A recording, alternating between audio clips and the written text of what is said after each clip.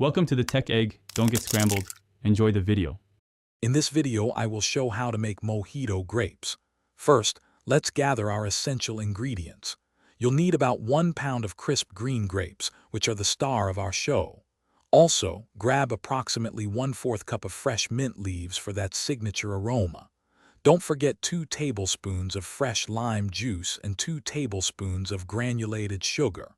Finally, have 1/4 cup of white rum on hand, or simply skip it for a delightful, non-alcoholic treat. These simple items will create a fantastic snack. Now, let's get those amazing mojito flavors started. Take your fresh mint leaves and the granulated sugar, then gently muddle them together in a bowl. This simple step is crucial because it releases all those wonderful aromatic oils from the mint. Next, pour in the 2 tablespoons of fresh lime juice. Give everything a good stir until the sugar completely dissolves, creating a vibrant and fragrant mojito syrup base for our grapes. It's truly the heart of the recipe. With our mojito syrup ready, it's time to infuse our grapes with all that deliciousness.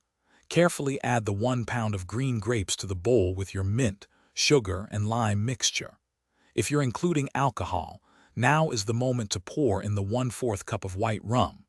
Give everything a really good stir, making sure every single grape is thoroughly coated. Then, pop the bowl into the refrigerator for at least 2 hours, or even better, let it chill overnight for the deepest flavor infusion. Finally, the moment we've been waiting for, serving your incredible mojito grapes.